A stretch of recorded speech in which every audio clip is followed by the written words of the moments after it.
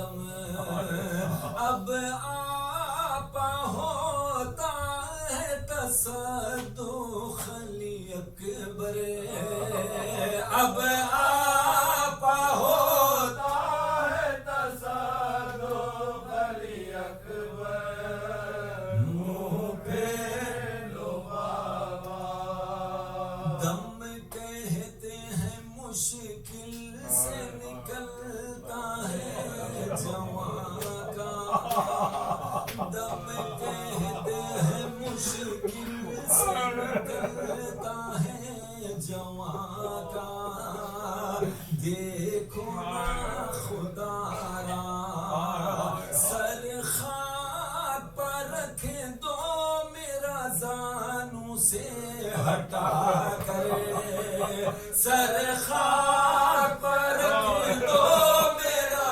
زانو سے ہٹا کر منہ پہ لو بابا یوں تو کوئی بیٹا نہ مرے باپ کے آگے یوں تو کوئی بیٹا نہ مرے باپ کے آگے مرتا ہوں میں جیسے کرتا ہے جدا تم سے ضعیفی میں مخدر کرتا ہے جدا تم سے ضعیفی میں مخدر ارے مرنے کی خبر میری نامہ کو سنانا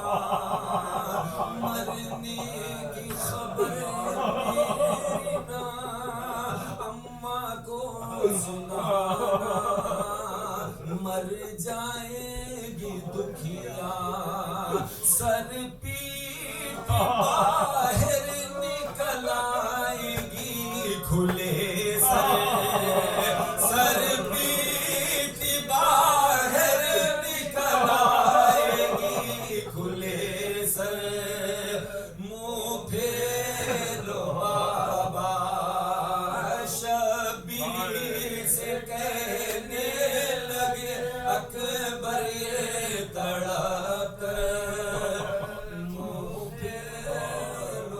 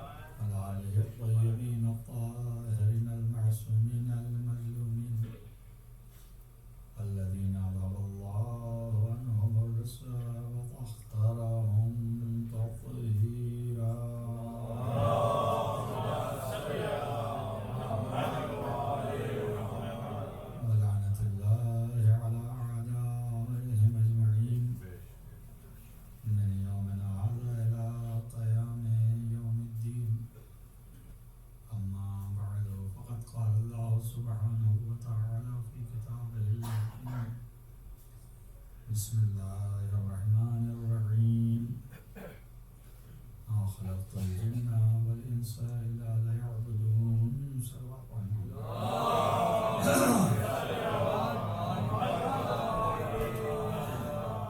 آپ سبھی حضرات ایک مرتبہ سورہ حمد کی مرتبہ سورہ اللہ کی تلاوت فرما کر کے مرحوم مغفور سید محمد عباس حیدر ابن ہاشم حسین کی روح کو بخشیں۔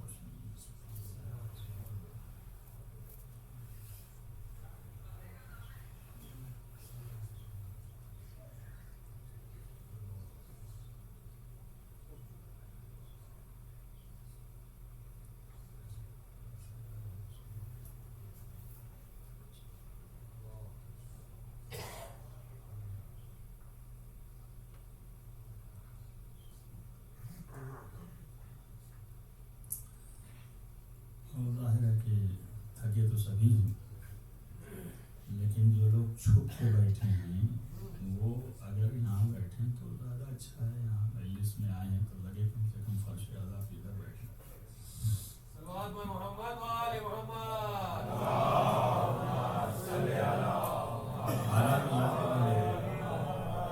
جگہ مل جائے گی، ٹیک لگانے کے بھی بہت ہیں۔ خیر بہرحال جہاں بیٹھنے چاہیں بیٹھیں۔ ایک صلوات پڑھیے محمد وآل محمد۔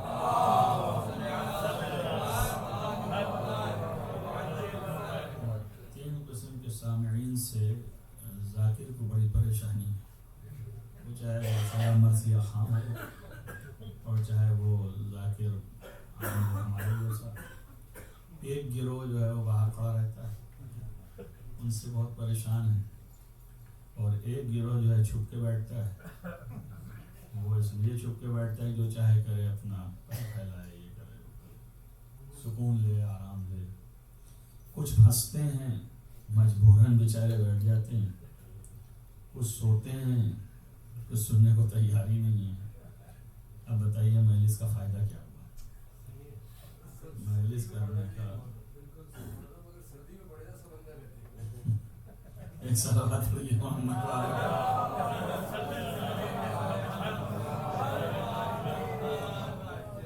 اب یہ بھی اپنے اختیار میں نہیں ہے کہ ہم سورج کو پلٹا دیں۔ ایک صلوات اور پڑھیں محمد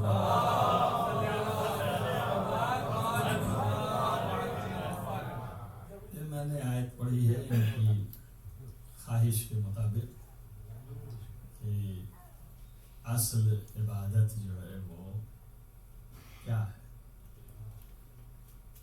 یہ تو ہے کہ اللہ نے ہماری خلقت اپنی عبادت کے لیے کیا ہے، لیکن اصل عبادت خود کیا ہے؟ اور تقریباً کئی مرتبہ میں نے بیانات میں سے ظاہر کیا کہ اصل عبادت کیا ہے۔ اب لوگ بھول جائیں تو ہم اس کے ذمہ دار نہیں ہیں، لیکن یہ کہ وہ بیان کئی مرتبہ کیا ایک دوسرے رخ سے، لیکن رہے گا تو ظاہر ہے کہ جو لغت میں ہے وہ وہی رہے گا۔ فقط یہ ہے کہ استعمالات عبادت اللہ نے کس کس طرح سے کیا ہے اور کس کس چیز پر کیا ہے۔ تو ایک تو لغت کے اعتبار سے ہے، لغت میں یعنی ایک ڈکشنری میں جو عبادت کو ڈیفائن کیا جاتا ہے معنی کے اعتبار سے، وہ بھی تقریباً چونکہ لغت لکھنے والے جو ہیں عرب ہیں، اور عرب جو ہیں مسلمان ہو گئے تھے، تو ایسی لغت جو اس زمانے کی ہو کوئی ہے نہیں اسلام سے پہلے۔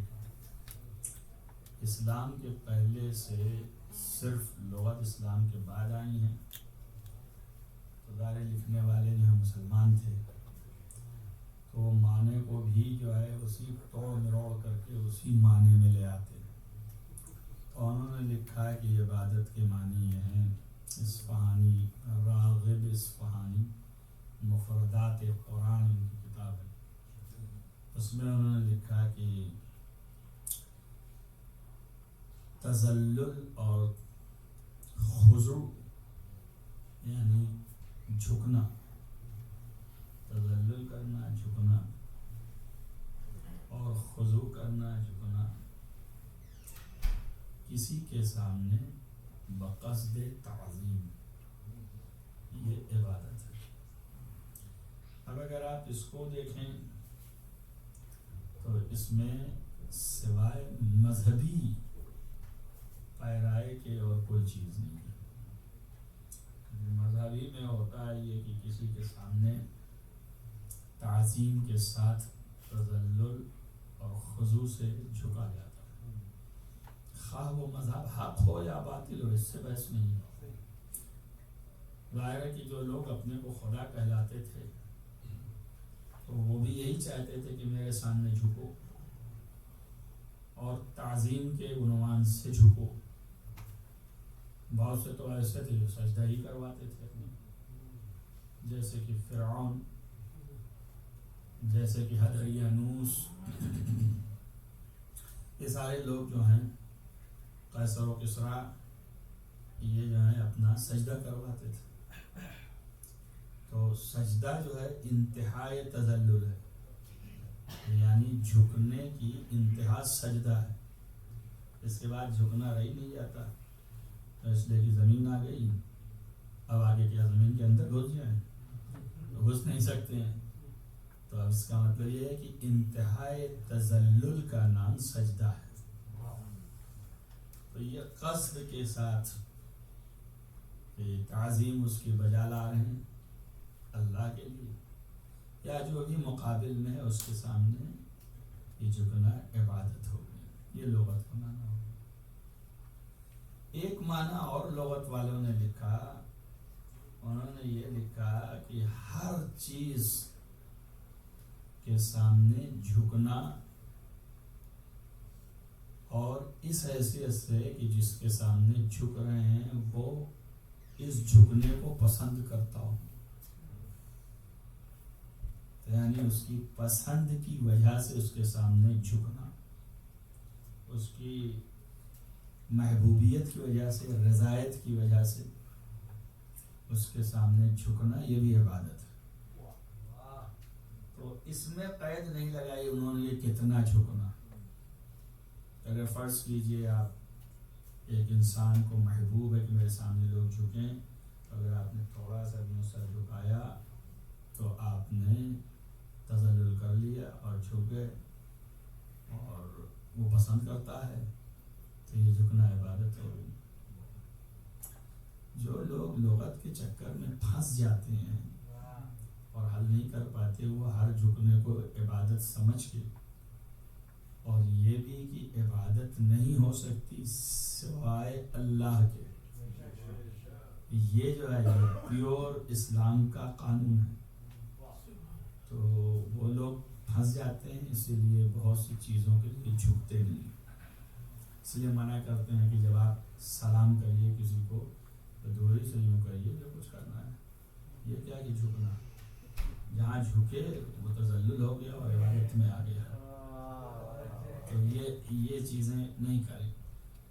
اچھا یہ کیوں؟ اس لیے کہ لغوی معنی یہ ہے، تو بیچارے پھنس گئے، انہوں نے کہا ہو سکتا ہے کہ یہ عبادت میں آ جائے، لہٰذا پرہیز کریے۔ اسی بات سے ہمارے شیعہ جو بیچارے تھوڑا بہت جان جاتے ہیں، وہ بھی یہ حرکتیں کرتے ہیں کہ جب امام کے آخر کے نام پہ جھکتے ہیں یا نبی کے نام پہ جھکتے ہیں تو انہوں نے کہا یہ قصد تذلل ہوگی تو اللہ ہی کے لیے ہے اور کسی کے لیے ہے نہیں، تو آپ اہل بیت کی عبادت کر رہے ہیں، چونکہ آپ اہل بیت کے لیے جھک رہے ہیں اور یہ عبادت ہے، لہذا یہ بدعت ہے اور یہ حرام ہے، لہذا آپ یہ نہیں کریں سوائے اللہ کے، اور کسی کو نہیں کر سکتے۔ لہذا خود تو جھکتے بھی نہیں، شیعوں کی بھی بات کر رہا ہوں، جو غیر ہیں وہ تو کہتے ہی ہیں، وہ تو خود جھکتے بھی نہیں ہیں، جھکنے والے کو روکتے بھی ہیں کہ مت جھکیے، اگر آپ مسلمان ہیں تو کیوں جھک رہے ہیں، مومن ہیں تو کیوں جھک رہے ہیں، نہیں جھکیے، بھارے رسول اللہ کے لیے جھک کرنے کا سوائے اللہ کے کسی کے لیے نہیں جھک سکتے، لہذا صرف اللہ کے سامنے جھکیے۔ اگر آپ کسی کے سامنے جھک گئے تو گویا اللہ کے مقابلے میں آپ جھک رہے ہیں اس کے سامنے، تو یہ بھی درست نہیں ہے۔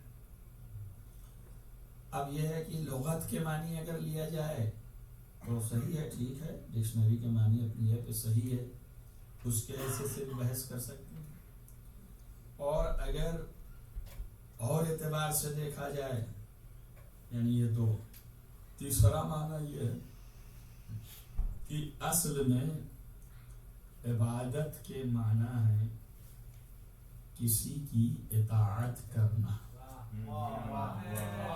اگر آپ نے اطاعت کر لی تو یہ عبادت ہے. اب یہ تو اور عام تر ہو گیا.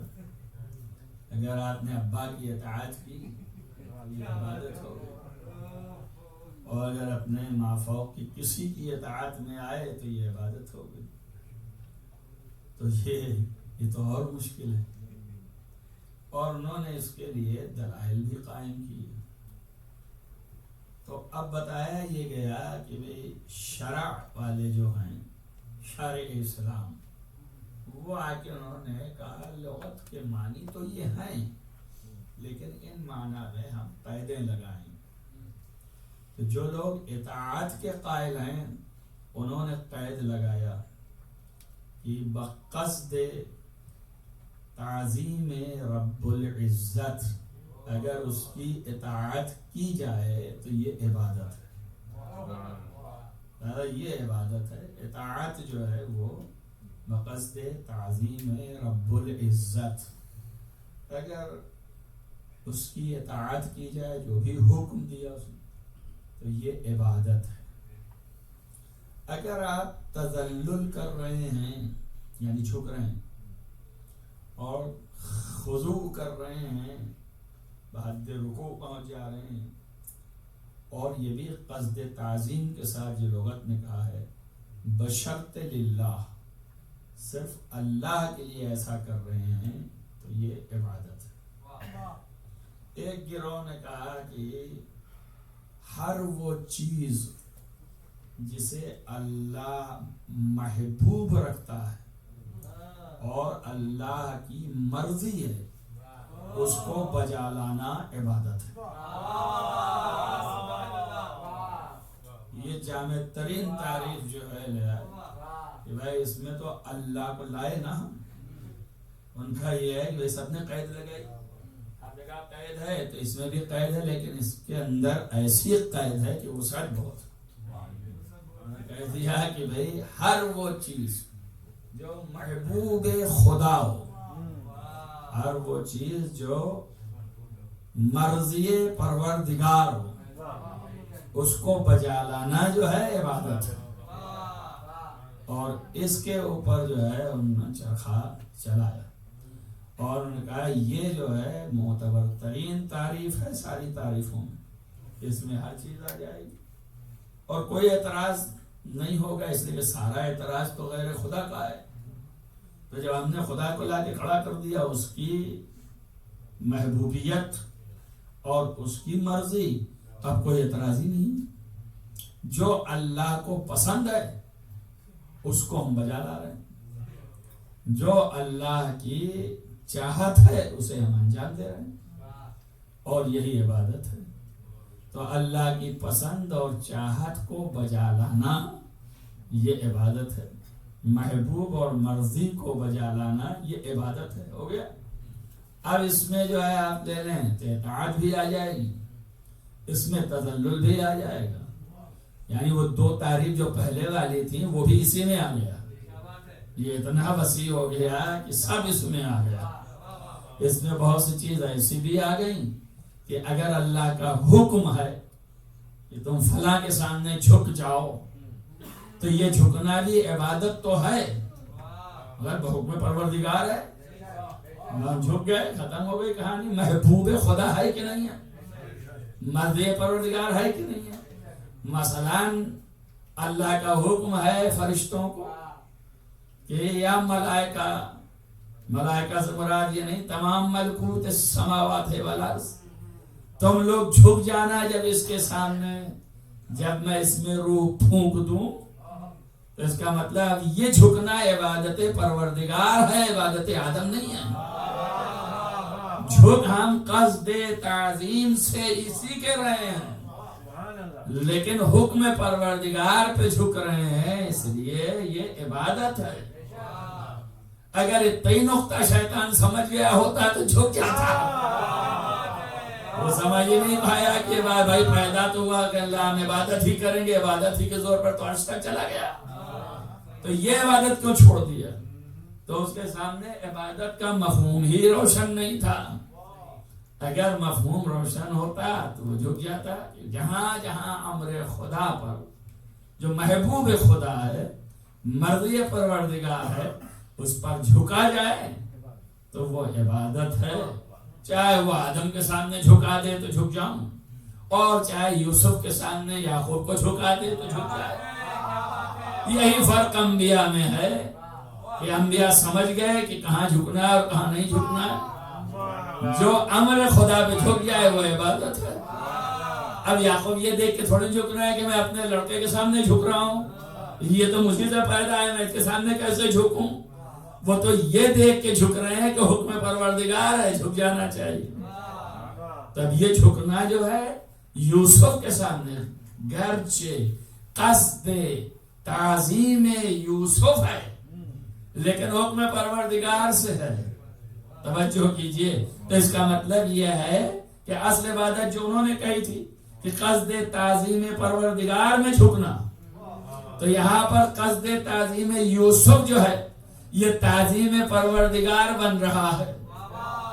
تو اس کا مطلب جب کسی اور کی تعظیم سبب تعظیم خدا بن جائے تو اس کے سامنے جھکنا جو ہے یہ عین عبادت خدا ہے۔ صلوات پڑھیے محمد علیہ۔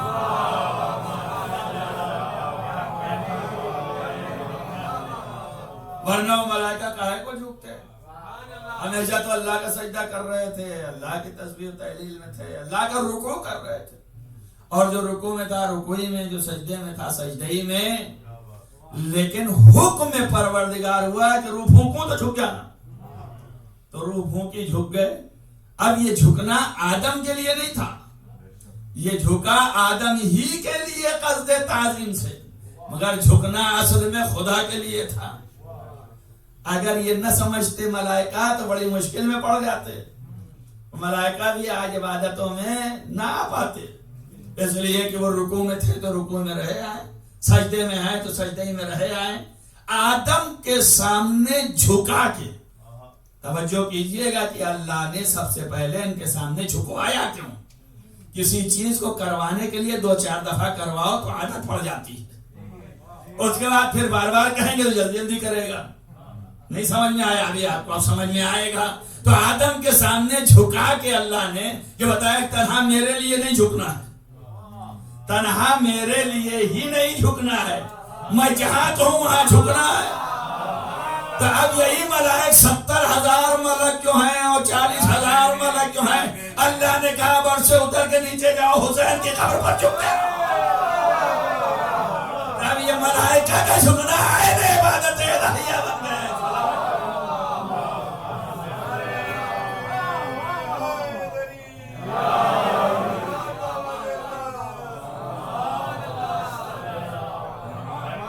اس کو اس رخ سے بھی سوچئے کہ یہ بندہ سیکھ کس سے رہا ہے۔ یہ بندہ جو ہے آج کا موجودہ بندہ، معصومین کے علاوہ، وہی 4 معصومین کے علاوہ سیکھ کس سے رہا ہے؟ ملائکہ سے۔ تو ملائکہ سے بہتر نہ عبادت کرنے والے اور نہ ان سے بہتر اطاعت کرنے والے۔ ہم یعملون بامرہ، قرآن کہتا ہے یہ سوائے امر خدا پر عمل کرنے کے اور کچھ کرتے ہی، ان کے اور کوئی حالت ہی نہیں ہے بیچاروں کی، جو حکم ہوا اس پر چل پڑے۔ تو اگر ایسا نہ ہوتا تو عادت نہ پڑتی، اس لیے کہ وہ بھی کہتے ہیں کہ ہم تو تیری تسبیح کر رہے ہیں، تیرا ہی سجدہ کرتے ہیں، تیرا ہی رکوع کرتے ہیں۔ تو اللہ نے دوسرے کا بھی کروا کے، یہاں بھی اللہ نے کوئی منطق نہیں بتائی کہ کیوں آدم کے سامنے میں جھکا رہا ہوں، کیوں جھکا رہا ہوں، یہ نہیں بتایا ملائکہ کو، بس اتنا کہا کہ جھک جانا، اور وہ لوگ جھک گئے۔ کیوں؟ اس لیے کہ ان کی عادت تھی امر خدا پہ جھکنا۔ تو اگر دل میں یہ ہو کہ امر خدا پر اطاعت کرنا ہے تو ملا جلا کے خلاصہ یہ ہوا کہ یہی عبادت ہے۔ اس کو آپ دوسرے رخ سے بھی دیکھ لیں۔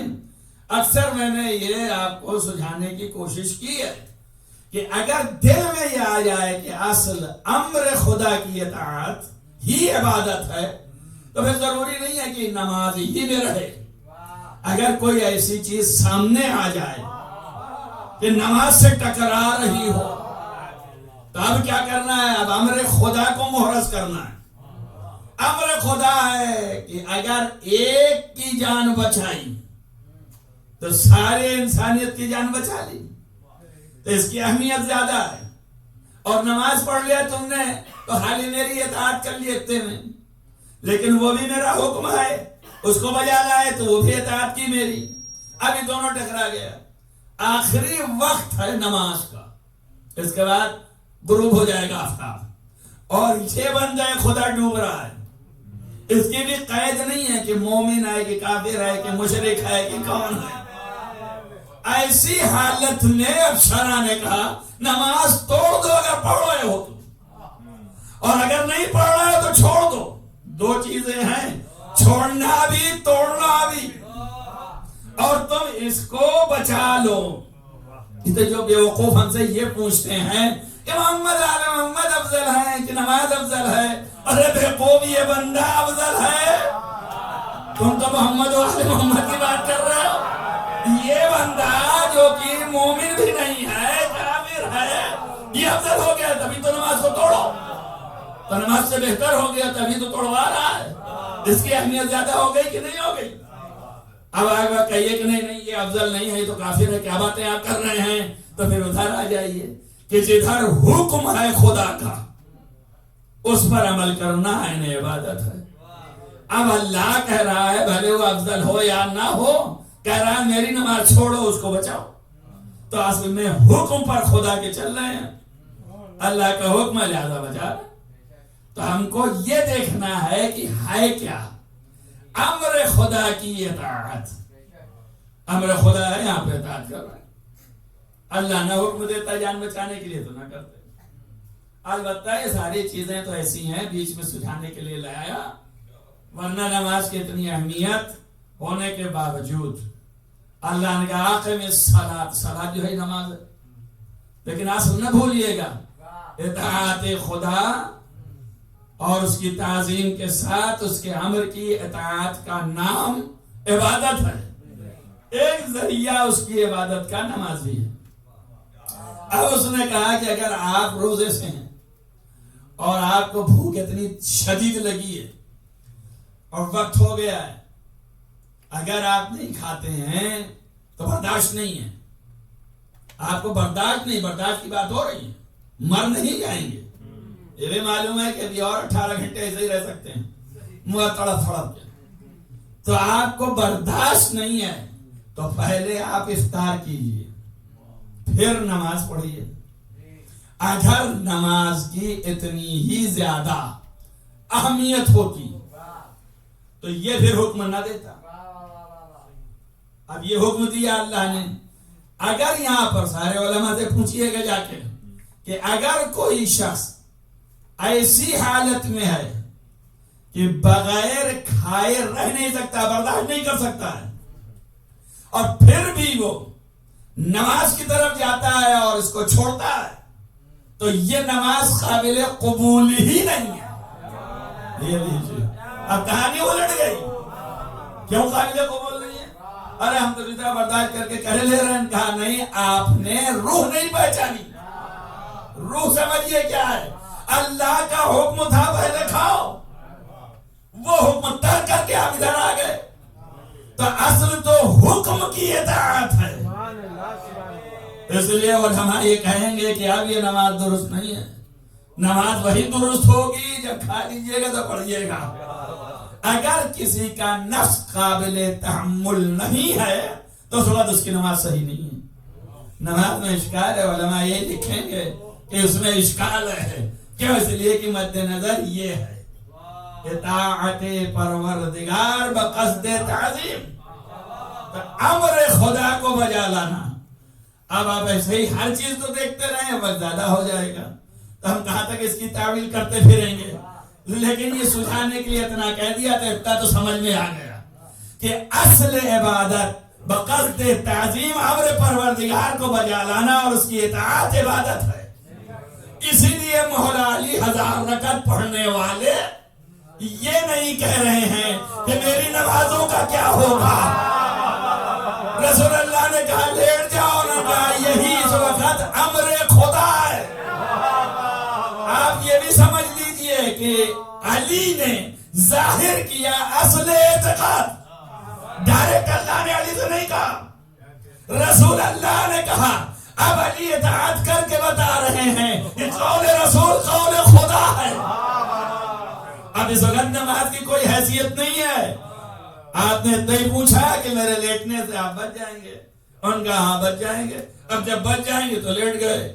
اب رسول بچ گئے. اس وقت 1000 رکعت نہیں پڑھ رہے ہیں، ہے نا؟ پڑھ رہے ہیں نہیں پڑھ رہے ہیں. اب اس کے جواب کے لیے بھی میں اکثر یہاں پہ یہ بات کہتا ہوں، صلوات پڑھیں محمد والوں.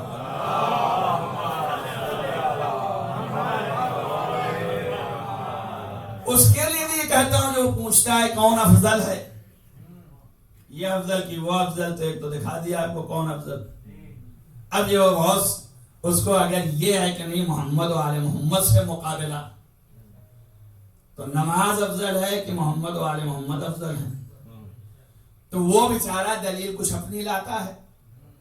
وہ دن و رات چونکہ ثقیف و ضعیف کیا ہوتا ہے، بہت سی چیزیں سطحی بہت اچھا دکھائی دیتی ہیں لیکن اندر ان کے اندر جو ہے خرابیاں ہوتی ہیں. تو وہ ایک لفظ پکڑ کے بیٹھ گیا اور ان کا دیکھیے نماز ہی کے لیے تو امام حسین قتل ہوئے.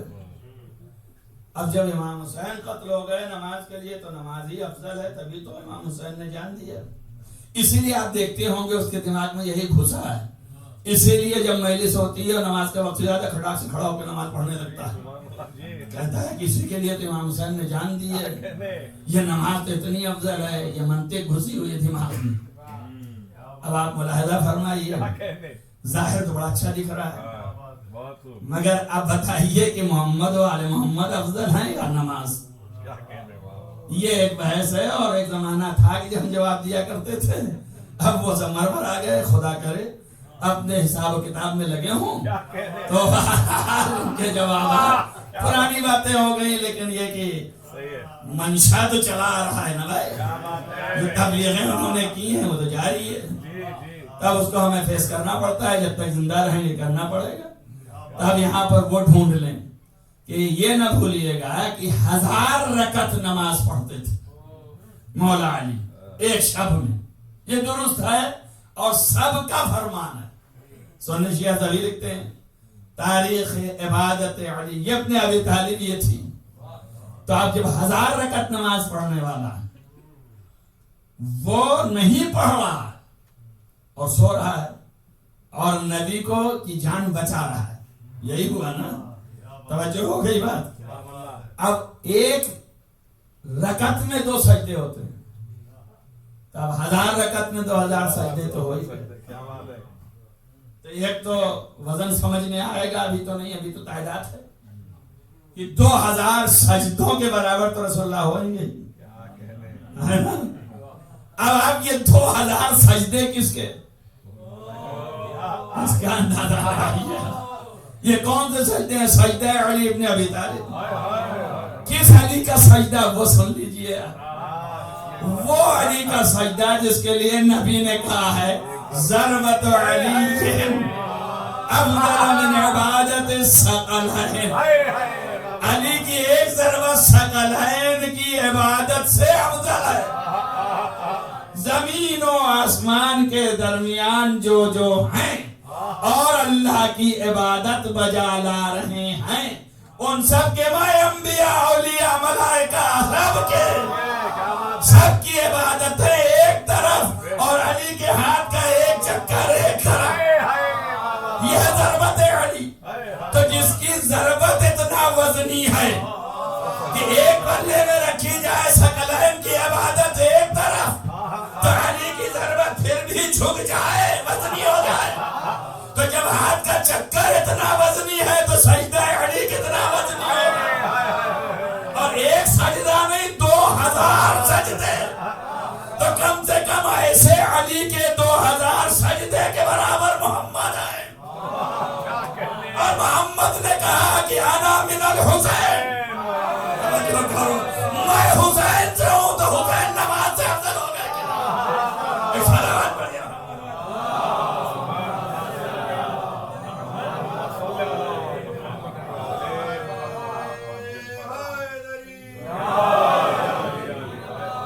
ابھی افضلیت جو ہے اہل بیت کی اور نماز سے کہیں بہت زیادہ ہے، اسی لیے فرمایا ہے کہ نماز ہم سے قائم ہے، ہم نماز سے قائم نہیں، مطلب تو یہ ہوا نا، جب کہا کہ نماز ہم سے قائم ہے تو معنی یہ ہے کہ ہم نماز سے قائم نہیں ہیں۔ اور آپ یہ مفہوم اپنے ذہن میں بٹھا لے بیٹھے ہیں کہ آل محمد جو ہے نماز سے ہیں، نماز سے نہیں ہے، نماز ان سے ہے، ان کی وجہ سے ہے۔ اس لیے کہا کہ لولانا لما عرف اللہ، اگر ہم نہ ہوتے تو اللہ پہچانا نہ جاتا، اور اگر ہم نہ ہوتے لولانا لما عبد اللہ، اللہ کی عبادت بھی نہ ہوتی، عبادت نہ ہوتی یعنی اطاعت خدا محرز نہ ہو پاتی۔ ایک ہی ذات محمد و آل محمد ہے جو اللہ کی ہر طرح سے اطاعت کرتے ہیں، اور کوئی ذات ایسے نہیں، حتیٰ انبیاء، اولیاء، اوصیاء، معصیت کار تھوڑی کہہ رہا ہوں، لیکن سب کے آپ دیکھ لیجئے قرآن اٹھا کر کے سب کے دامن پہ کسی نہ کسی قسم کی دھبے نظر آ جائیں گے، لیکن یہاں ایک ہی آل محمد کا کردار ہے کہ جہاں ایک بھی دھبا نظر نہیں آئے گا، صرف اطاعت خدا میں پوری زندگی گزر گئی، چونکہ پوری زندگی اطاعت خدا میں گزر گئی، اسی لیے کہا فزت برب الکعبہ، جس لیے پیدا کیا وہ ہم نے تمام کر کے دکھایا ہے۔ صلوات پڑھا محمد والے۔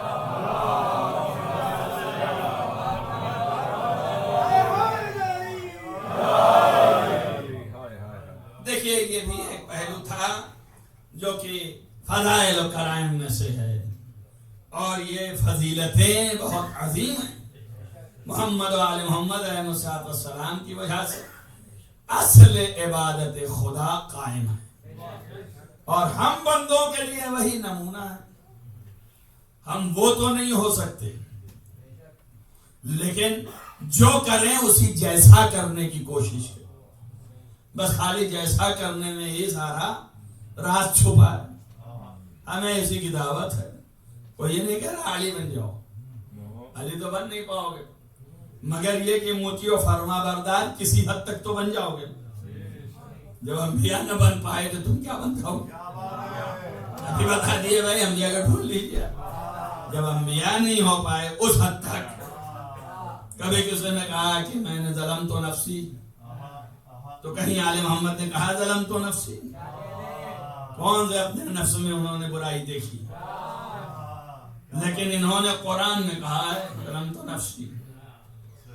حدیثوں میں اگر کہیں آیا ہے تو تعبیرات ہیں، اس لیے تو بیچارے لوگ جو ہیں وہ پریشان ہو جاتے ہیں، اور وہ کہتے ہیں جیسے پیغمبر کے لیے یہ اللہ نے فرمایا ہے کہ اے پیغمبر آپ کے ما تقدم و تاخر، جو پہلے کے گزشتہ گناہ ہیں اور جو آئندہ کے ہیں سب میں نے معاف کر دیا۔ تو کہتے ہیں دیکھیے پیغمبر نے گناہ کیا نا، گزشتہ والا تو معاف کر دیا اللہ نے، اور جو آئندہ آنے والا ہے اسے بھی معاف کر دیا۔ تو یہ گنہگار ہوئے تبھی تو اللہ نے اسی لیے حکم دیا پیغمبر کو کہ فاستغفروا، تم جو ہے استغفار کیا کرو۔ تو نبی استغفار بھی کرتے تھے، اور یہ استغفار جو ہے اللہ سے مغفرت طلب کرنا ہے، تو نبی استغفار کرتے تھے باقاعدہ، اور قرآن میں ہے۔ تو آپ بات بتائیے، دیکھیے کہ پیغمبر گنہگار اگر نہیں تھے تو استغفار کس کا کر رہے ہیں؟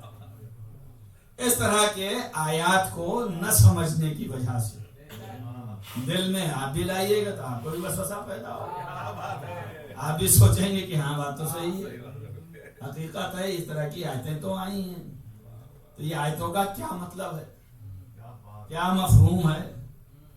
تو ابھی تک تو ہم کہہ رہے تھے خالی وہ انبیاء، اب یہ سید الانبیاء کی بات ہو گئی، ان کو بھی بہرحال اللہ کے معرض میں کھڑا کر دیا۔ اور جس سے آپ کو زیادہ حسن ظن ہے ان کے لیے یہ کہتے ہیں کہ انہوں نے خود ہی اعتراف کر لیا. کچھ نہیں تو شب جمعہ میں تو آئے کمائل لے کے کھڑا ہو جاتے ہیں آپ.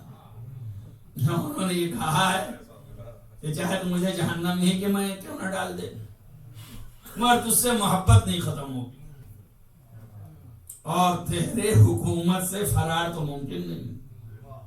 لا يمكن الفرار من حکومتک، اور بارے رہا تو چاہے مجھے جہنمی میں ڈال دے لیکن فراق ممکن نہیں ہے، تجھ سے جدائی نہیں برداشت کر سکتا. تو دیکھیے ایک بات یاد رکھیے، کلام جو ہے وہ گرچہ معصوم کا ہے اور اس میں کوئی انکار نہیں ہے. دعائے کمیل جو ہے وہ امام علی علیہ السلام ہی سے ہے، کوئی نہیں کہ کر دیا گیا ہے کی کر دیا، لیکن پھنس جائیں تو اس کا یہ مطلب تھوڑی نہیں کہ کر دیا، سمجھنا چاہیے. تو آپ دیکھ لیجیے کلام ہی کے اندر چیزیں موجود ہوتی ہیں. یہ تھوڑی سی بات ہے. تو آپ کلامی میں دیکھ لیے جہاں یہ فرمایا ہے کہ مجھے چاہے جہنم ہی میں ڈال دے، وہیں پر یہ قرینہ لے آئے لیکن فراق ممکن نہیں ہے. فراق کے معنی ہے جدائی کے. تو اب جہاں جہاں علی جائیں گے جدائی جب ہوگی نہیں تو وہاں خدا جائے گا کہ نہیں جائے گا؟ تو کیا خدا بھی جہنم جائے گا؟ معنی یہ ہے کہ بتا یہ رہے ہیں کہ میں جہنم اپنے جانے کی بات نہیں کر رہا ہوں، میں تو اس بندے کو سکھا رہا ہوں کہ اس طریقے سے کہہ دے تو خدا کو حیا آ جائے گی کہ ابھی سے جہنم نہ بھیجو. ایک صلوات پڑھیں محمد والے.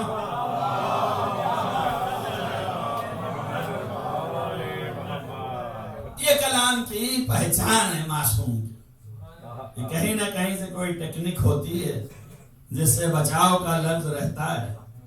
ایسے ہی پیغمبر کے لیے بھی ہے. جہاں جہاں استغفار پیغمبر نے فرمایا ہے اس کو علماء نے بہت معنوں میں حمل کیا ہے. یہ بھی ایک عبادت ہے، استغفار کرنا بہت بڑی عبادت ہے اور ایک سیر اعظم کہلاتا ہے. اس سے زیادہ بھرپور وہ کوئی چیز نہیں ہے. میری عادت نہیں میں منبر سے بتاؤں، بتانا نہیں چاہیے اس لیے کہ دوڑے کچھ دن تک نہ پائے، مگر یہ ضرور ہے کہ جو بیچارے پریشان ہیں اور رزق نہیں ہے ان کے پاس، یا آزمودارا کئی آزمودن، آج ہی جا کے کرنا شروع کرو، کل سے دیکھنا کم سے کم 100 مرتبہ اگر استغفر اللہ ربی و اتوب الیہ صدق دل سے تکرار کیا جائے، پتہ نہیں پائے گا زندگی بھر محتاج کسی کا نہیں رہے گا. یہ بالکل اپنی جگہ پہ طے شدہ ہے. جس کا دل چاہے تجربہ کر لے، محتاج نہیں رہے گا. اب پھر اس کو قرض ادا کرنے کی ضرورت نہیں پڑے گی. جب لے گا نہیں تو کہاں سے ادا کرے گا؟ محتاج ہی نہیں ہوگا. خیر، پیغمبر نے استغفار کیا کیوں؟ تو ایک تو درجہ یہ ہے کہ پیغمبر ہمارے اور امت کے لیے کر رہے ہیں، ہمارے آپ کے لیے. بہت سی روایات اس طرح کی ہیں کہ جب پیغمبر سے پوچھا گیا تو آپ نے فرمایا مولا علی، پوچھ کوئی اور رہا ہے لیکن یہ روایت موجود ہے بحر الانوار میں اور یہ روایت موجود ہے قطرہ میں بھی ہے. یہ روایت جو ہے بصائر میں ہے، وہاں سے آئی ہے اصل جگہ سے. اب یہ روایت میں موجود ہے کہ پیغمبر سے پوچھ کوئی رہا ہے صحابی کہ یہ آپ استغفار کیوں کرتے ہیں جب آپ گناہ نہیں کرتے تو، مگر جواب علی علیہ السلام کو دے رہے ہیں. توجہ کیجئے، پوچھ وہ رہا ہے لیکن جواب میں کہتے ہیں یا علی انی استغفرک لشیعتک، اے علی میں استغفار کرتا ہوں آپ کے شیعوں کے لیے. توجہ کیجئے، سوال کوئی کر رہا ہے، جواب علی سے ہو رہا ہے. اب وہ بھی سن لے. کبھی ایسا ہوتا ہے کہ پڑوسی کو سنانے کے لیے اپنے بیٹے کو کہہ رہے ہیں، پڑوسی کو سنانے کے لیے اپنے بیوی کو پکار رہے ہیں، دراصل کے مقصود جو ہے پڑوسی ہے. تو ویسے ہی مولا علی اب اس کو سنانا ہے جواب. تو اگر ایسے کہتے نقطہ ہے اس کے اندر، مولا علی کا ہے آپ کے شیعوں کے لیے.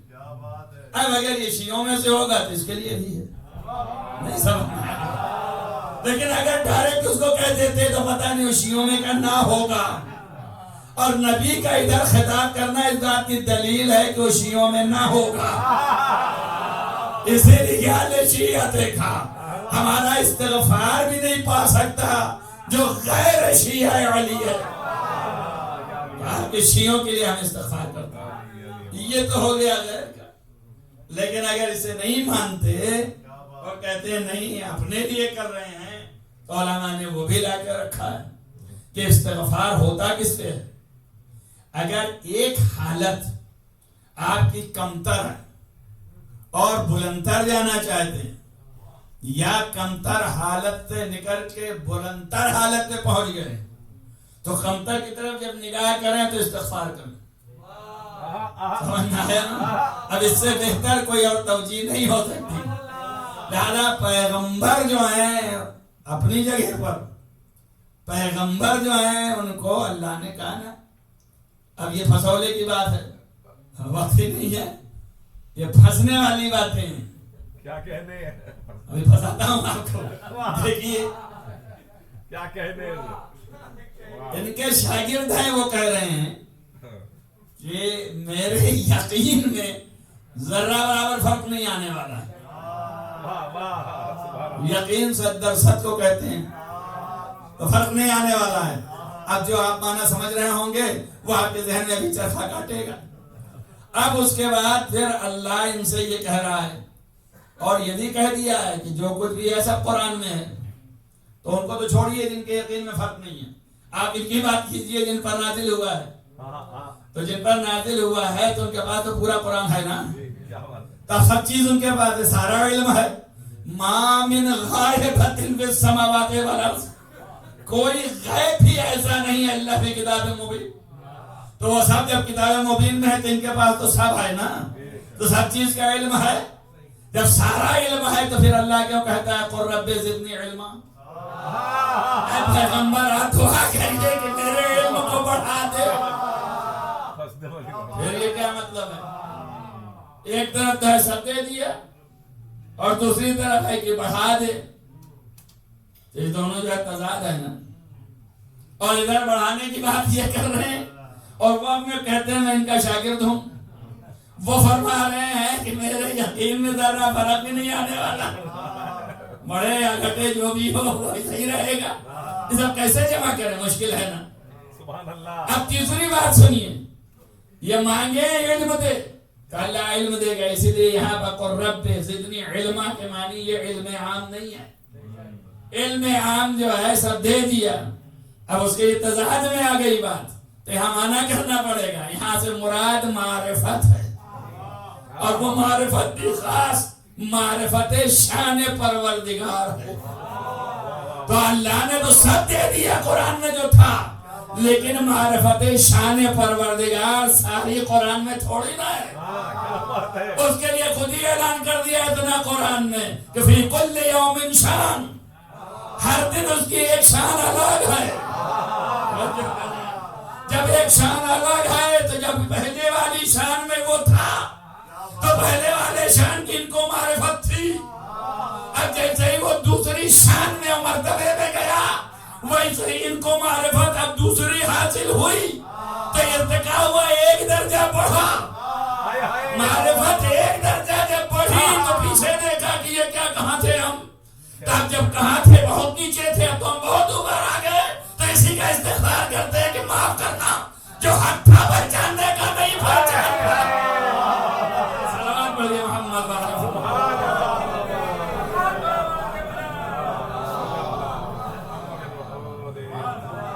ما عرفناک حق معرفتک. جو تیرا حق تھا معرفت کا وہ ہم نہیں پہچان سکے. تحریری استغفار پیغمبر کا بعنوان عبادت ہے. کیا کہنے؟ یہ استغفار کس لیے کر رہے ہیں؟ اصل عبادت یعنی بقصد تذلل، اللہ کے یاد کرنا، اس کے سامنے جھکنا. تب دل تو جھک رہا ہے نا، تبھی تو استغفار ہو رہا ہے. بقصد تعظیم جھک رہے ہیں، استغفار کر رہے ہیں. تو بتا رہے یہ بھی استغفار عبادت ہے، اور ساری عبادتیں ایسے ہی ہیں. بس میں نے تمام کر دیا کہ پیغمبر جو ہیں وہ درجہ معرفت جب طے کرتے ہیں. اب ایک بات یہ بھی سمجھتے جائیے آپ، دیکھیے معرفت کے درجات کا ملنا اور ہے. یہ چیز کا سمجھنا ذرا مشکل ہے، لیکن یہ تھوڑا سا سمجھ لیجئے، اعتراض ہوگا آپ کے ذہن میں تو اس لیے سمجھ لیجئے، معرفت پیدا کرنا، معرفت کا مسئلہ جو ہے درجات کے، وہ تو جب سامنے آئیں گے تبھی ہوں گے نا، چھپے ہیں، اللہ نے دیا نہیں، اور یہ تو اللہ جب اس شان سے دوسری شان میں جائے گا تو عطا کرے گا۔ تو مراتب معرفت جو ہیں وہ مختلف ہو سکتے ہیں، لیکن جو یقین ڈھل چکا ہے وہ یقین فرق نہیں کرے گا۔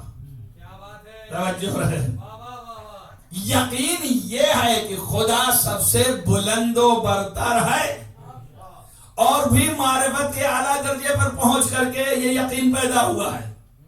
اب اس کے بعد جو اعلیٰ ہے، اعلیٰ میں جو مدارج ہیں وہ اگر گھٹتے بڑھتے رہیں تو اس سے یقین میں فرق نہیں آنے والا۔ سبحان اللہ، اسی لیے مولا کہہ رہے ہیں کہ اگر نظروں سے پردے بھی ہٹ جائیں، یہ شان و مراتب نہ بھی دکھائی دیں تب بھی، اور دکھائی دیں تب بھی، یقین وہی رہے گا جو اول تھا، فرق نہیں آنے والا۔ ہمارا یقین اپنی جگہ پر ہے، اور اسی یقین کے تحت امام حسین نے قربانی دی، جو یقین ہے اسی کے تحت قربانی دی ہے۔ آپ نے شک کی حالت میں کوئی قربانی نہیں دی، یقین کی بنیاد پر آپ نے قربانی دی، اور یہ قربانی اس بنیاد پر بھی ہے کہ کائنات جو ہے وہ درس حاصل کرے۔ وَإِلَّا محمد و آل محمد مصائب برداشت نہ کرتے۔ آج دنیا کے لیے یہ درس ہے، جان جائیں کہ مظلوم اگر مظلوم واقع ہو جائے کوئی تو کیسے اپنے آپ کو صبر کے جادے میں چلائے۔ اس کی مثال امام حسین علیہ السلام، واقع کربلا۔ صبر کی انتہا فرض کیجئے کہ کسی شخص کا جوان بیٹا دنیا سے جانے والا ہو یا چلا جائے تو باپ جو ہے کیسے صبر کرے۔ اگر اسے صبر ڈھونڈنا ہے تو حسین کے پاس جائے۔ اگر کسی کا 6 مہینے کا بچہ چلا جائے تو کیسے صبر کرے، امام حسین سے درس لے۔ کسی کا دوست دنیا سے چلا جائے تو کیسے صبر کرے، امام حسین سے سیکھے۔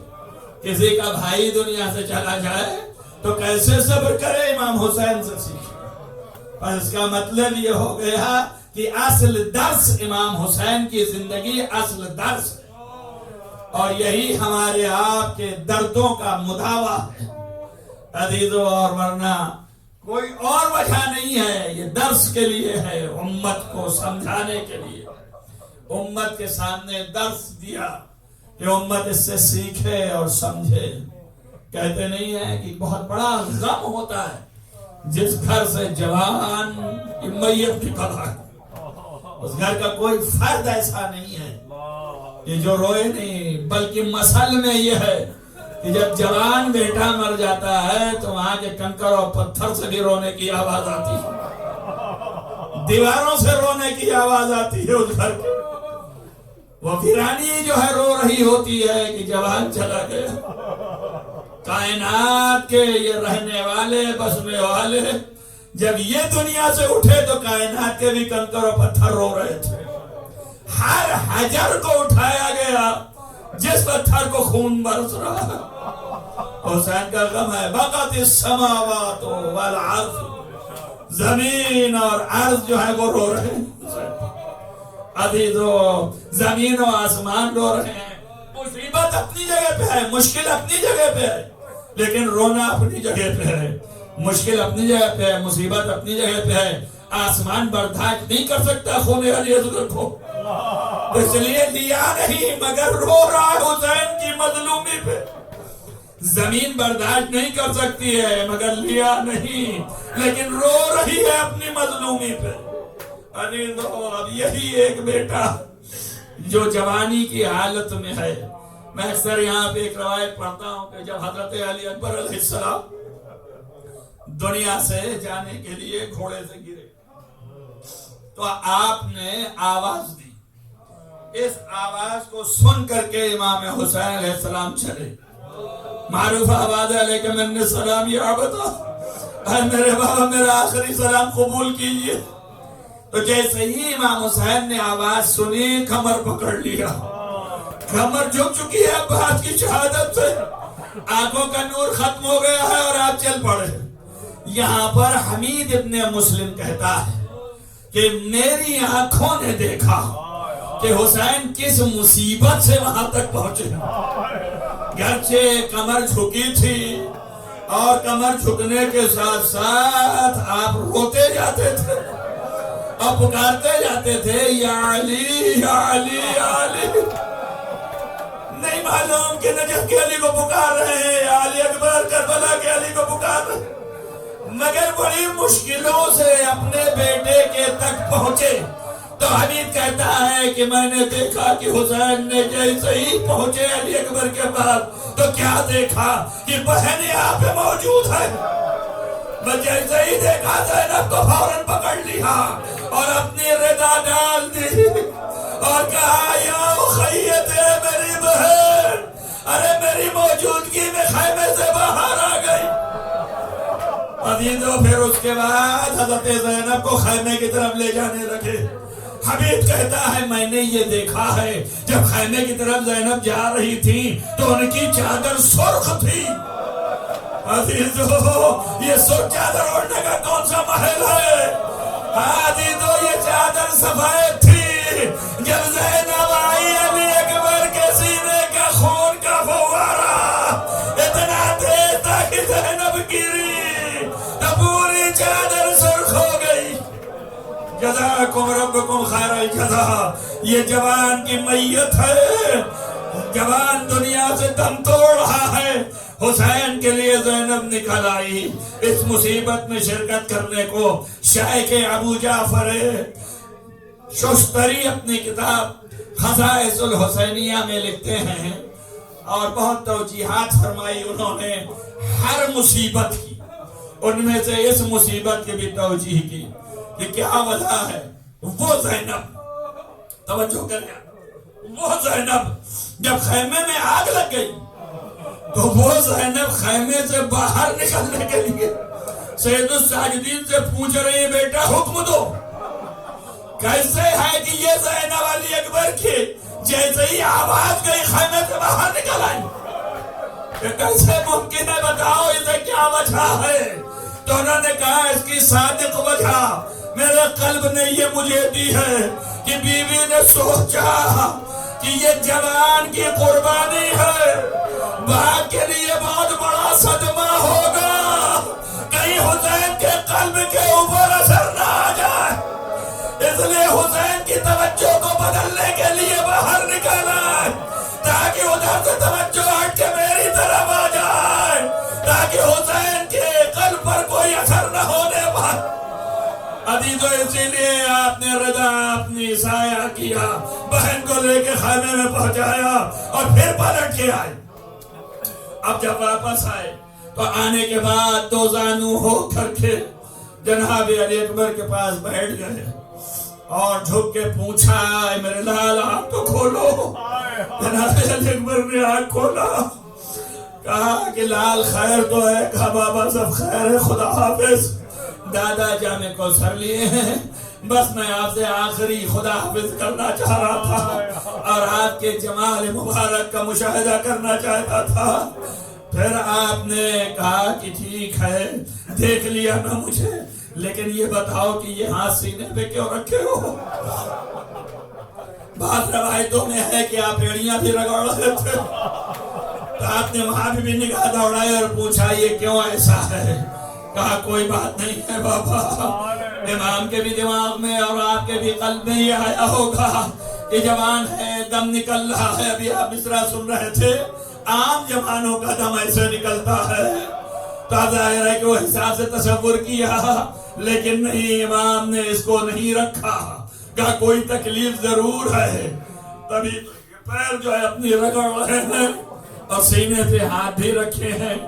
اب امام کو دکھتا نہیں تھا, کیوں؟ اس لیے کہ نور آنکھوں کا چلا گیا. وہ یہ نہیں ہے کہ پہلے سے امام خدا خاص تعالیٰ یعظ باللہ آج ضعیف تھی. عزیزو حسین کے سامنے جوان کھا دنیا سے جانا نور کھینچ لیا آنکھوں کا آنکھ جھک کے دیکھنے لگے ہاتھ ہٹا کر کے مگر جب کچھ دکھا نہیں تو ہاتھ رکھا جیسے ہی خود سینے پہ ہاتھ رکھا برچی کی یعنی آ کے ہاتھوں پہ لگی جیسے ہی لگی آپ نے کہا سمجھ گیا یہ تکلیف ہے تجھے علی اکبر مجھ سے بتاتے کیوں نہیں ہو اپنی تکلیف کہا بابا یہ تکلیف برداشت کر لوں گا میں نہیں چاہتا تھا کہ آپ جاننے پائیں کہا نہیں یہ تکلیف سے میں تجھے آزاد کروں گا عزیز ارباب مقاتل نے لکھا کہ آپ نے آستینیں اپنی چڑھائی اور چڑھانے کے بعد دو زن جو بیٹھے تھے اسی کے بھلا آپ نے اپنے کو زور دیا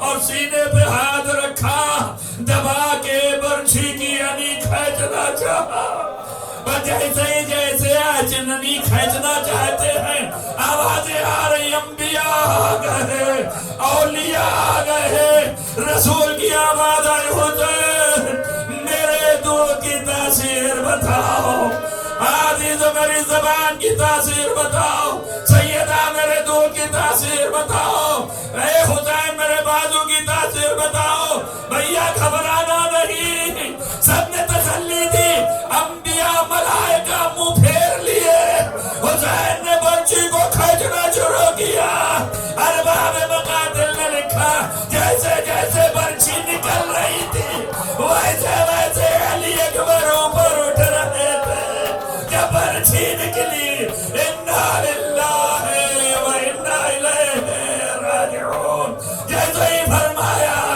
امان نے اپنے سینے سے لگا لیا زمین میں رکھ دیا منہ پہ منہ رکھے رونے لگے کہا اے علی اکبر بعد کھالت دنیا لفا اے علی اکبر تیرے بعد دنیا میں خاک ہے اب جینے کا کوئی مزہ نہیں عزیزوں بہت دیر تک روتے رہے اتنی دیر تک روئے ہیں کہ آپ کا آنسو سے لباس جو ہے تر ہو گیا اور اس کے بعد پھر چاہا کہ علی اکبر کو اٹھا کے خیمے تک لے جا بس میں نے مجلس تمام کر دی تمہیں جو جملے اور جیسے ہی چاہا کہ خیمے میں اٹھا کے لے جائے ہاتھ نیچے لگایا اور لگا کر کے علی اکبر کو اٹھایا 57 برس کے بوڑھے کمر جھکی ہوئی 3 دن کا بھوکا پیاسا جوان کی میت اٹھ نہیں رہی اٹھایا اور جب اٹھایا تو کہا یا علی اور کہہ کر کے چلے عزیز و روایتوں میں 2 قدم سے آگے نہیں چل پائے میت کو زمین میں رکھا پکارا ہے بنی ہاشم کے بچوں آؤ اپنے بھائی کی میت اٹھاؤ ارے بی بی ادھر خیمہ پہ آئی وہاں علی اکبر وہاں محمد وہاں علی وہاں فاطمہ کی صدائیں بلند ہو سيعلم الذين ظلموا اللهم اني اسالك الصبر المستودع فيها ان تصلي على محمد بارك الله في واسطه محمد وعلى من عانى كبيرا وصغيرا معبود اس عبادت کو قبول فرما جہاں جہاں بھی مہربان علی محمد روضہ مقدس کی حفاظت فرما بارے اللہ تجھے واسطہ ہے محمد و آل محمد کا معبود امام حاضر ہمارے ولی نعمت کا ظہور جلد از جلد فرما ان کے اصحاب و انصار میں قرار دے بارے اللہ تجھے واسطہ ہے محمد و آل محمد کے معبود اور ہمارے علام رسایہ ہمارے سن پر محفوظ رکھا تمام حاضرین جلسہ کے دلی مرادوں کو بھرنا بانی مجالس جو ہیں ان کی بھی تمام حوائج شرعیہ کو پورا فرما بہرحال ہم سب کو زیارت حسین نصیب فرما معبود ان کے اصحاب و انصار میں گردان اللہم تقبل منی دعا بحق محمد و آلہ الطاہرین ماتم حسین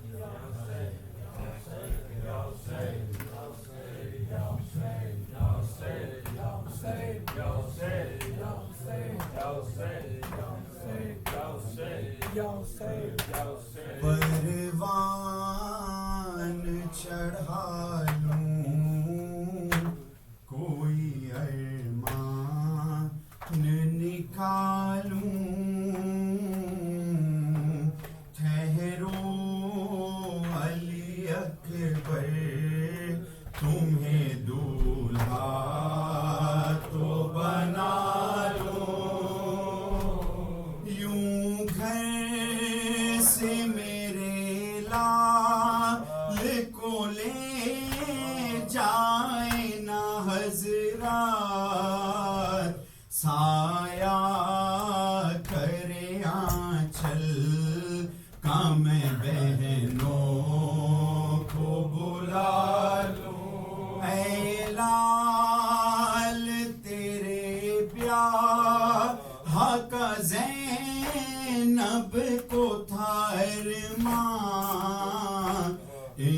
خون بھرے ہاتھوں میں مہندی تو لگا لوں، ٹھہراؤ جنازہ مجھے حسرت تو نہ رہ جائے، ٹھہراؤ جنازہ مجھے حسرت تو نہ رہ جائے، تابوت پہ پھولوں کا میں صحرا تو چڑھا لوں، ٹھہرو علی اکبر تمہیں دولہا تو بنا لوں، ٹھہرو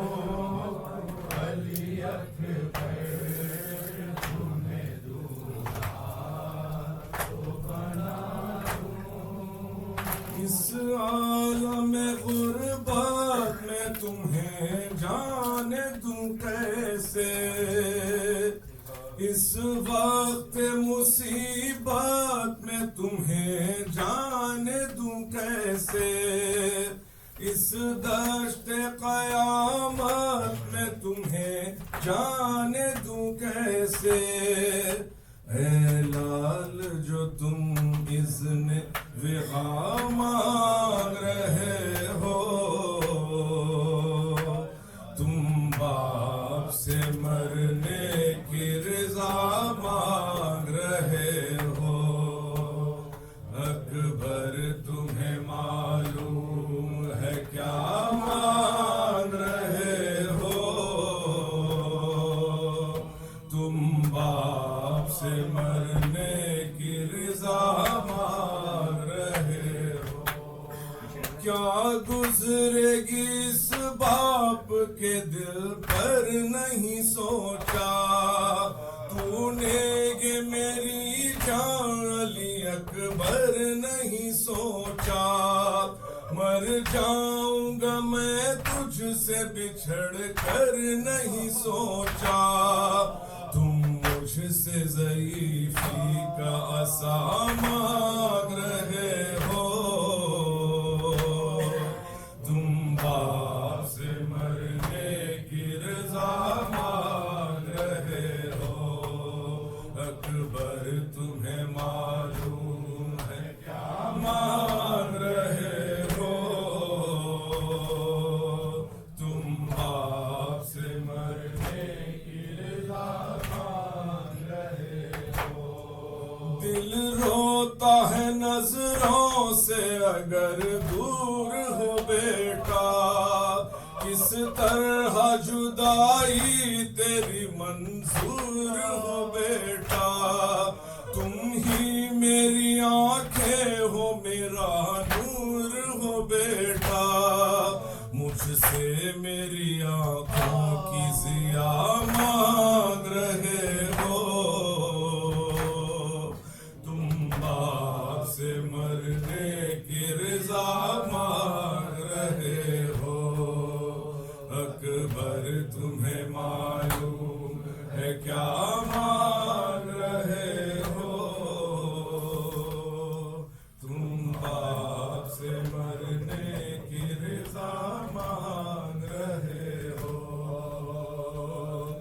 رکھتے نہیں تم اس کی خبر اے میرے پیارے، اس درجہ محبت ہے تیری دل میں ہمارے، نانا کی میرے شکل ہے پیکر میں تمہارے، تم صورت محبوب خدا مانگ رہے ہو،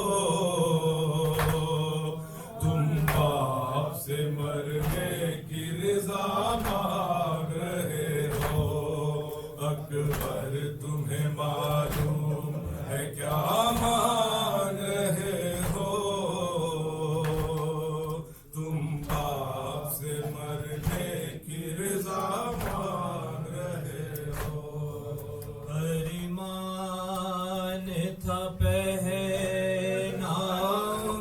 پوشاک شاہانی افسوس کے راسائی نہ تجھ کو یہ جوانی کیسا تھا مخجر ہے علی اکبر ہے علی اکبر 18 برس پال کے پروان چڑھایا 18 برس پال کے پروان چڑھایا وہ گیسوں والا ہے میرا خون میں نہایا یہ کیا ہوا دل پر ہے علی اکبر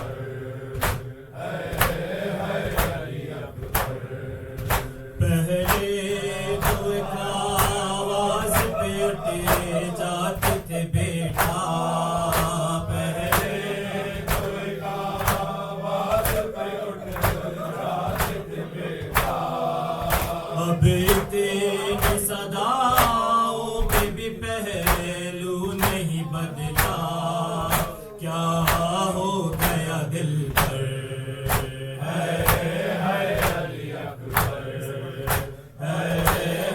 علی اکبر پہلے تو ایک آواز پہ اٹھے جاتے تھے بیٹا پہلے تو ایک آواز پہ اٹھ جاتے تھے بیٹا اب تیری صداؤں پہ بھی پہلو نہیں بدلا کیا ہو گیا دل پر ہے علی اکبر علی اکبر ماں تیری جدائی میں بھلا کیسے جیے گی ماں تیری جدائی میں بھلا کیسے جیے گی مر جائے گی سغیرا جو خبر تیری سنے گی اب کیا کروں جی کر ہے علی اکبر علی اکبر ٹھہرو کہ میں 18ویں منت بڑھا دوں ٹھہرو کہ میں 18ویں منت بڑھا دوں لے لے کے بلائے تجھے جینے کی دعا دوں صدقے ہو یہ مادر ہے علی اکبر علی اکبر تم چیخیاں لے لے کے جو دم توڑ رہے ہو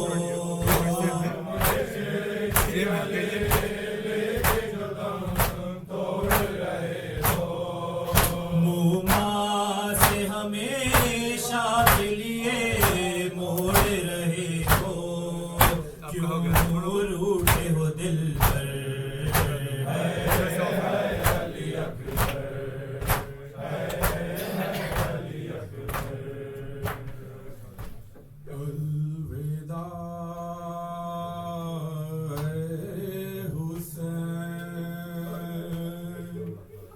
اے حسین الوداع الوداع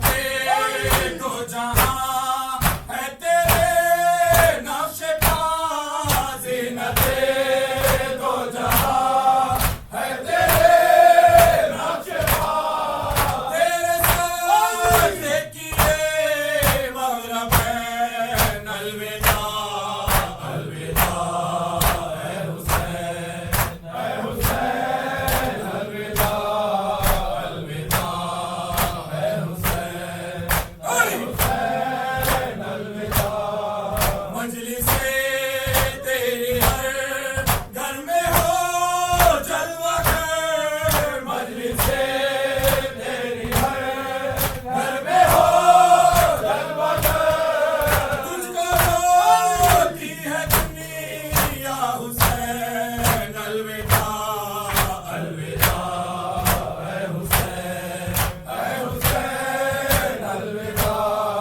الوداع اے حسین اے حسین الوداع چاندنی رات پر مردگی چھا گئی چاندنی رات پر مردگی چھا گئی ہو گیا چاند تاروں کا چین الوداع الوداع اے حسین اے حسین الوداع الوداع اے حسین اے حسین الوداع سر کھلے فاطمہ آ رہی ہے نظر سر کھلے فاطمہ آ رہی ہے نظر رو رہے ہیں شہ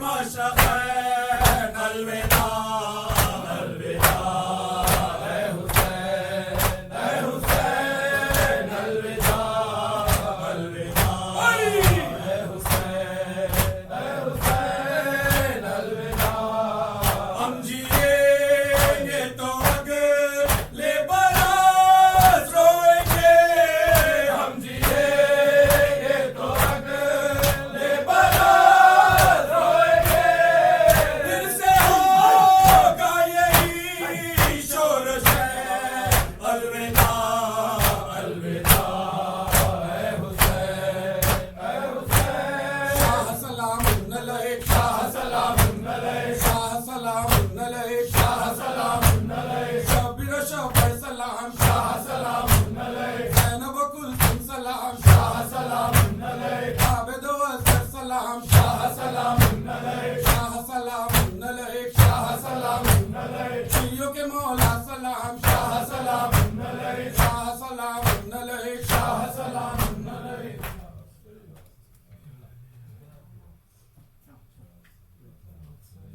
نوجوان اکبر ایمان نوجوان اکبر ایمان نوجوان اکبر ایمان نوجوان اکبر ایمان میں جان اکبر ایمان نوجوان اکبر ایمان میرا ساتھ خوش کے لبے دے فران اکبر ایمان نوجوان اکبر ایمان سیلانی ماں کنی چشمائے چشم تارے ماں نوجوان اکبر ایمان نوجوان اکبر ایمان نوجوان اکبر ایمان نشوت عمر تو دائی کامائے فیضان نمو لالیے برابروں گیتیاس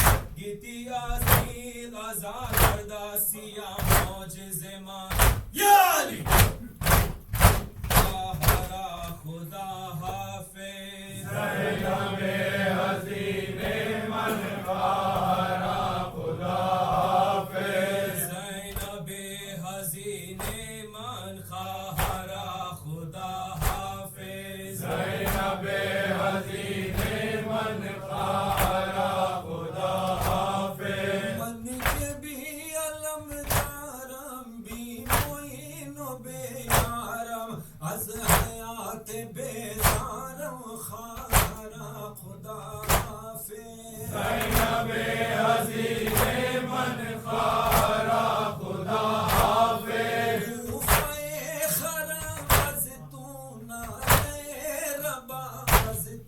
مجلس شرافت تو خارا خدا حافظ زینب حزین من خارا خدا حافظ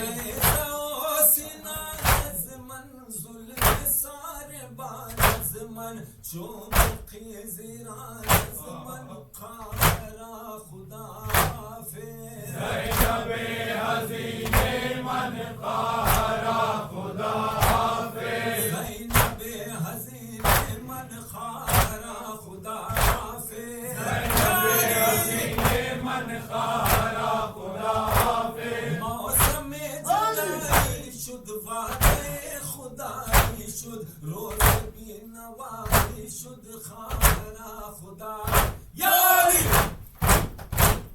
وی حسین من نور دوین من وی حسین من نور دوین من وی حسین من نور دوین من وی حسین من نور دوین من نالے تشنا لبن رابا برئی باد سبا گیسوے قربت زہران دمی از راہ وفا بے گوئی خاتون جنت سریس خبر برا نالا سن سوخت زیدہ علی اکبر جیگرہ وی حسین من نور دوین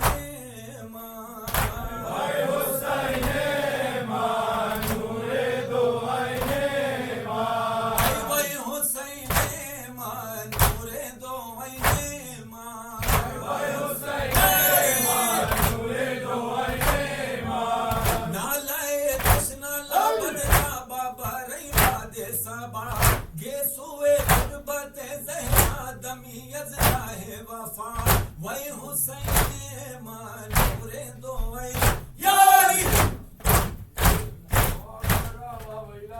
واربرا وویلا اکبر وویلا واربرا وویلا اکبر وویلا واربرا وویلا مظلوم وویلا واربرا وویلا قربت وویلا واربرا وویلا اکبر وویلا وویلا وویلا وویلا وویلا وویلا